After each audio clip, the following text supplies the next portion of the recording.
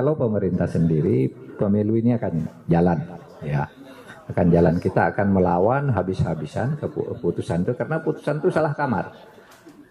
Ibarat misalnya Pak Robikin mau kawin, jadi sudah memperkuat akte perkawinan di pengadilan, itu kan harusnya ke pengadilan agama, tapi masuknya ke pengadilan militer. Kan tidak cocok. Sama ini urusan hukum administrasi kok masuk ke hukum perdata. Ada main mungkin di belakangnya, iyalah pasti ada main, pasti. Oleh sebab itu saya katakan tadi, ini bukan soal independensi hakim. Kalau hakim itu tidak bisa diganggu gugat. Tapi kalau di kedokteran tuh independensinya itu misalnya pada kode etik diatur, ini kalau melanggar etik ya. Tapi kalau ilmunya salah, itu ada dewan sendiri, dewan disiplin dokter. Kalau ini dewan kode etik, ini dewan disiplin yang terangkut ilmu. Nah ini kan ilmunya salah ini. Oh, sudah jelas kalau pemilu itu pengadilannya di sana, kok dia yang mutus. Dan sudah ada tuh petunjuk dari Mahkamah Agung. Kalau ada urusan administrasi masuk, ditolak. Kalau ketika peraturan Mahkamah Agung itu keluar sudah ada kasus yang sedang diperiksa, itu nanti diputus, tapi putusannya bukan wewenang pengadilan umum. Sudah ada tuh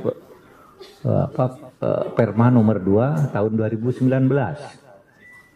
Sehingga ya kita terus saja, dan saya katakan kalau pemerintah sih akan terus jalan dengan persiapan ini, dan bahkan kemudian kalau mau ini, karena ini salah kamar, ya diabaikan aja. Kalau sudah naik banding kalah lagi, diabaikan aja. Karena ibarat begini, saya memutus nih, Pak Mahfud harus mengembalikan tanah kepada Pak Andin Sufihara dengan alamat Jalan Jati nomor 326, sertifikat nomor sekian. Ternyata tanah dengan sertifikat nomor itu bukan ada di Jalan Jati, tapi ada di Jalan Pisang, jauh. Nah itu kan bisa dieksekusi. Sama dengan itu. Ini salah dong alamatnya. Sudah diadili di PT UN kok masuk ke sini gitu. Nah ini pernek-pernek pemilu yang akan mewarnai perjalanan kepemiluan kita ke masa depan dalam waktu dekat ini. Mungkin malam ini masih ribut, besok masih ribut dan seterusnya. Tapi saya sudah kontak KPU, ya lakukan 2 perlawanan. KPU tempuh jalur hukum banding, yang lain teriak bahwa ini tidak ada tempatnya, tidak bisa dieksekusi karena bukan bidangnya. Kayak orang misalnya menyatakan hari ini saya memutuskan pengadilan bahwa imam, misalnya Imam Marsudi dinyatakan bercerai dengan istrinya, gitu. Padahal istrinya tidak gugat, dia tidak gugat. Yang gugat orang lain, kan tidak bisa dieksekusi.